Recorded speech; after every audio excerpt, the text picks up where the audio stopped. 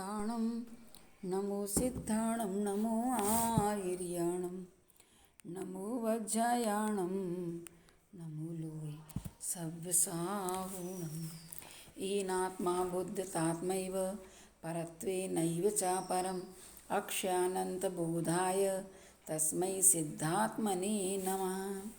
आचार्य गुरुवर श्री विद्यासागर जी महामुनि महाराज की जय।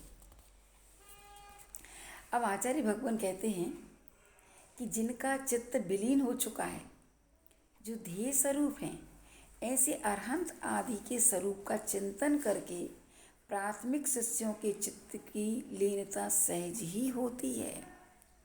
उसी को आचार्य भगवंत बताते हैं, भिन्नात्मानमुपास्यात्मा परो भवति तादृशः वर्ति दीपं यथोपास्य भिन्ना भवति तादृशी। पुनः उच्चारण करते हैं, भिन्नात्मानमुपास्यात्मा परो भवति तादृशः वर्ति दीपं यथोपास्य भिन्ना भवति तादृशी। बहुत अच्छी बात है। यथा जिस प्रकार भिन्ना वर्ती, बत्ती दिए से भिन्न होकर के, बत्ती अलग है, दीपक अलग है, बत्ती दिए से भिन्न होकर भी दीपक मान दीपक की उपासना करके तादृशी उस दीपक रूप ही भवती मान हो जाती है। उसी प्रकार आत्मा भिन्न आत्मा ने अपने से भिन्न आत्मा की, परमात्मा की, पंच परमेष्टियों की उपासना करके तादृशा परा भवती, उन जैसा ही परमात्मा हो जाता है। कई लोग कहते हैं, अरे आत्मा की चिंतन करो, आत्मा ही परमात्मा है। अरे जब तक तुमने पहले जिन्होंने आत्म तत्व पाया है उस परमात्मा का चिंतन नहीं किया तो कैसे तुम अपनी आत्मा को परमात्मा बना सकते हो। प्राथमिक भूमिका में हमें पंच परमेष्टियों की शरण में ही जाना होगा, प्राथमिक भूमिका में, और पंच परमेष्टियों की शरण में जा कर के ही फिर हम अपनी आत्मा की शरण में आते हैं। तो इसलिए ये नहीं कि अब पहले से ही आत्मा नहीं, पहले परमात्मा का चिंतन करो।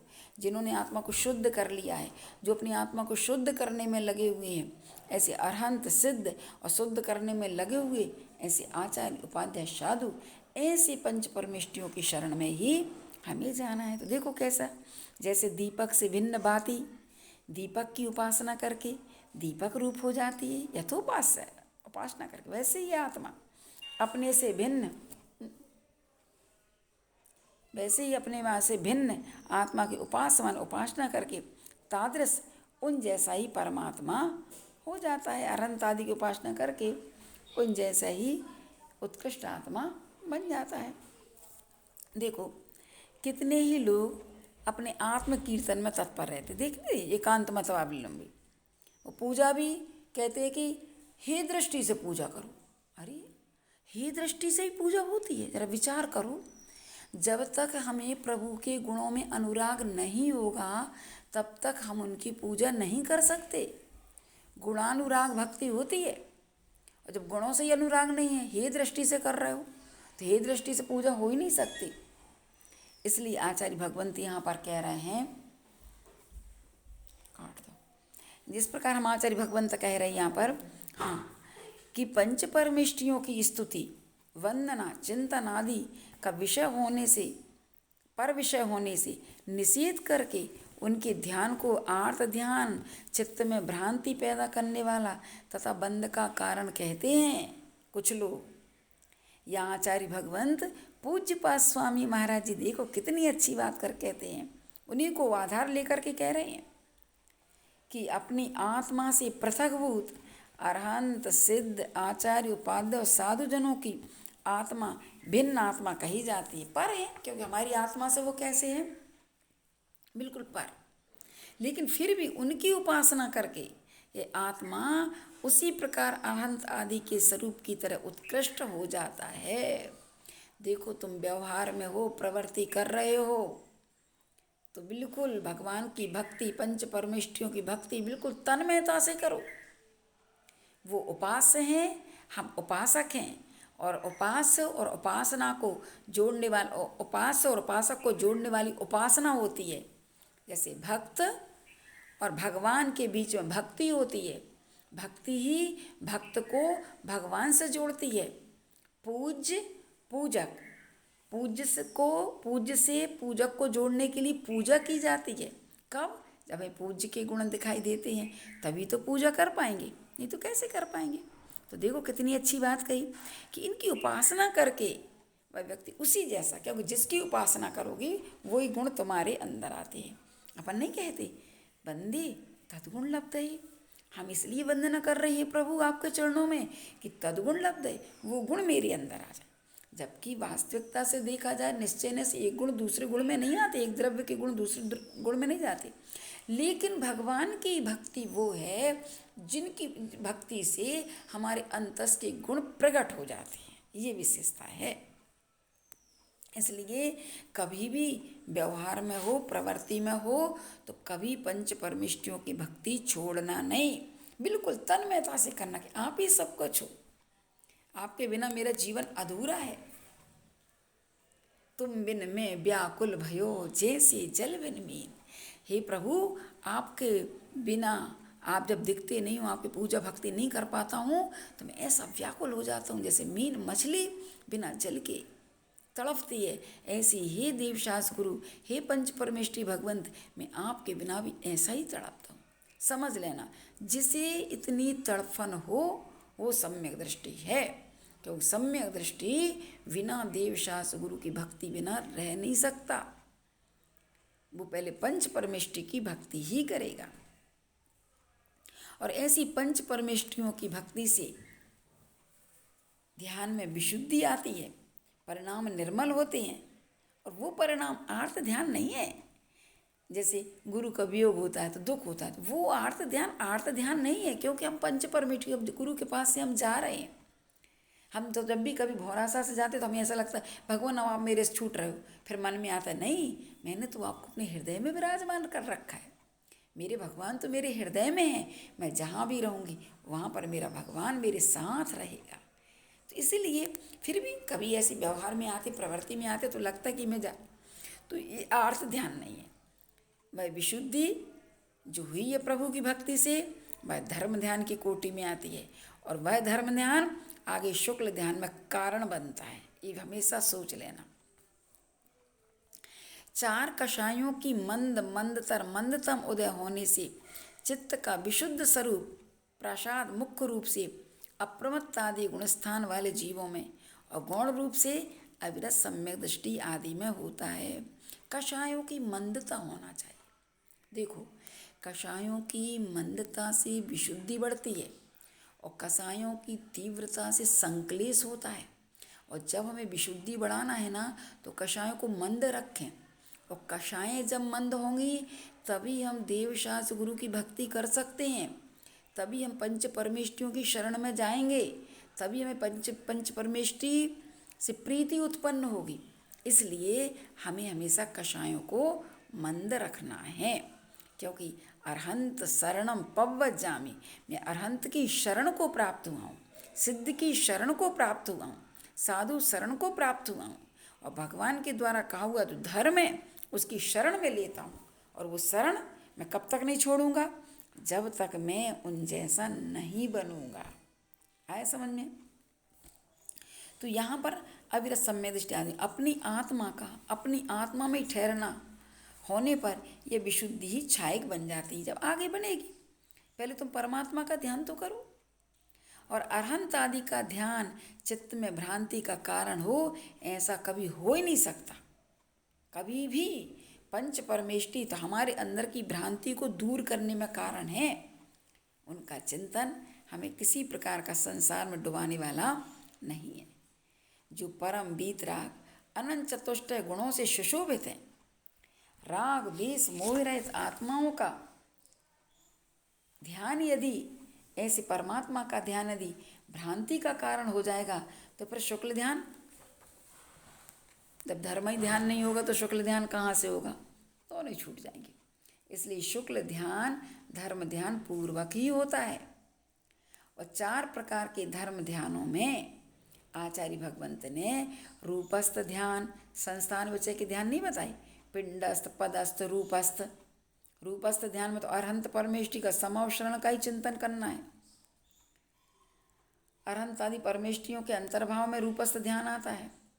और ये अरहंत का ध्यान असंख्यात गुणी कर्म निर्जरा का कारण होने से एकांत रूप से बंद का कारण नहीं है, हमारे पाप कर्म की निर्जरा का कारण है। विचार करो, ऐसे एकांत मतावलंबी जिन्होंने ऐसी अश्रद्धा उत्पन्न करवा दी है कि पर हैं। अरे पर जानो तो सही। एक बार आचार्य श्री के श्रीमुख से सुना था, है राग आग दहे सदा, यह राग आग है। तो आचार्य श्री बोले, हाँ बिल्कुल सत्य कहा कि राग आग है, लेकिन ध्यान रखना 2 प्रकार का राग होता है, एक धर्मानुराग और एक विषयानुराग। विषयानुराग तो अपनी आत्मा को ही जलाता है, और धर्मानुराग है वो आत्मा को नहीं, वो कर्मों को जलाता है। राग तो आग है, लेकिन एक आग कर्मों को जला रही है और एक आग आत्मा को ही जला रही है। अब बताओ कौन सा राग करोगे आप? विषयानुराग नहीं, धर्मानुराग करो। विषयानुराग तो तुम्हें संसार में भटका ही देगा, लेकिन धर्मानुराग कर्मों की निर्जरा करा करके तुम्हें मोक्ष ले जाने में कारण बनेगा, परंपरा से कारण बनेगा धर्मानुराग। और इसके बाद निरुपराग, फिर रागातीत अवस्था आती है। पहले हम राग को मोड़ें, विषयानुराग से हम धर्मानुराग पर आएँ, फिर धर्मानुराग भी जब अपनी आत्मा में स्थिर हो जाता है तो निरुपराग, फिर किसी से राग नहीं रहता, अपने आप में स्थिर हो जाता है। इसलिए धर्मानुराग परंपरा से मोक्ष का कारण है और निरुपराग साक्षात मोक्ष का कारण है। इसलिए इस चीज को समझ लेना चाहिए। कहा है अरहंत नमोक्कारो, अरहंत प्रभु को नमस्कार करना वर्तमान में बंद की अपेक्षा से असंख्यात गुणे कर्म का विनाश का कारण कहा है। इसे नमोकार में मुनियों की प्रवृत्ति देखी जाती है। मुनि लोग भी नमोकार मंत्र का चिंतन करते हैं, ध्यान करते हैं, जाप करते हैं, मंगलाचरण में उच्चारण करते हैं नमोकार मंत्र का। इसी प्रकार जो प्रयत्नशील बुद्धि वाला भावों से अरहंत प्रभु को नमस्कार करता है, वह शीघ्र ही सभी प्रकार के दुखों से मुक्त हो जाता है। सो सब दुख मोक्ष को पावई अचिरेण कालेण, शीघ्र ही। सोचो, करो तो सही ऐसे। आचार्य भगवंत कहते हैं कि सराग सम्यक दृष्टि को वीतरागी पुरुषों के ध्यान, चिंतन, गुणों का कीर्तन आदि के द्वारा जो पुण्य का आश्रय होता है, वह भोगों की इच्छा से उत्पन्न निदान से रहित होने के कारण कभी भी संसार का कारण नहीं होता। बस निदान नहीं होना चाहिए। तुम कहो कि मैं अनंत की भक्ति कर रहा हूँ, भगवान मैं इसलिए कर रहा हूँ कि मुझे वो वैभव मिले, मैं ऐसे स्वर्ग को चाहूँ, निदान नहीं। बस भगवान की भक्ति बिना निदान की करो। मुझे कुछ नहीं चाहिए। आप तो कल्प वृक्ष हैं, आप तो चिंतामणि हैं, आप तो कामधेनु हैं। कल्प वृक्ष चिंतामणि आदि से तो मांगा जाता है, यहाँ तो बिन मांगे सब कुछ मिल जाता है। विन जांचे विन चिंत हैं धर्म सकल सुख दें। विन जांचे विन चिंतन करने सब कुछ मिलता है प्रभु के पास से, लेकिन पात्रता अपने अंदर आना चाहिए। इसलिए जब तब तक अनाकुल अखंडित अंतर बाहर में प्रकाशमान दर्शन ज्ञान ज्योतिर्मय चैतन्य मूर्ति का अनुचिंतन, स्पर्शन, ध्यान और आचरण करना चाहिए। जब तक ही उस परमात्मा के समान ना हो जाए तब तक करते रहो।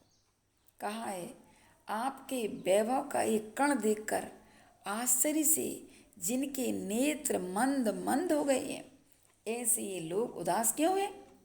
इन्हें तो अपने आत्मा के ऊपर जब तक चारित्र की करों चलाना चाहिए, जब तक कि आप पूर्ण रूप से उदय को प्राप्त ना हो जाए तब तक चारित्र को ग्रहण करो, और चारित्र को ग्रहण करके अपने आप आगे बढ़ो। जिस प्रकार दीपक की बाती दीपक से भिन्न होती है, पर दीपक की निकटता को प्राप्त करके दीपक जैसी हो जाती है, उसी प्रकार यह जीव भी परमात्मा को प्राप्त करके परमात्मा हो जाता है। अपनी आत्मा में लीन होने के लिए पृथकभूत ध्येय की उपासना में सहकारी भूत होने से या भिन्न आत्मा की उपासना के लिए आचार्य भगवंत प्रेरित हो रहे। अब सोचो, ये तो अपनी प्रवृत्ति की बात है। आचार्य वीरसेन महाराज ने धबला ग्रंथ में लिखा है कि शुक्ल ध्यान में आचार्य भगवंत उनको सचित्त परिग्रही कह रहे हैं। क्यों कह रहे हैं सचित्त परिग्रही? क्योंकि अभी उनका ध्यान सिद्धों में लगा हुआ है, यानी सिद्ध परमेष्टि का चिंतन कर रहे हैं, इसलिए सचित्त परिग्रह हुए कि नहीं हुए? क्योंकि सिद्ध भगवान सचित्त हैं, चेतना से सहित हैं, और उनको तुम मान रहे हो अपना, तो परिग्रह हो कि नहीं? सोचो कहाँ श्रेणी में आचार्य भगवंत कह रहे, और हम तो यहाँ प्रवृत्ति में होकर के उनको भूल रहे हैं, और वो ध्यान में भी सिद्धों का चिंतन कर रही हैं। यार विचार करो आज कहाँ व्यक्ति कहाँ ले जा रहा है। इसलिए इस चीज़ का विचार करके और आत्म तत्व का चिंतन करना चाहिए। ठीक है।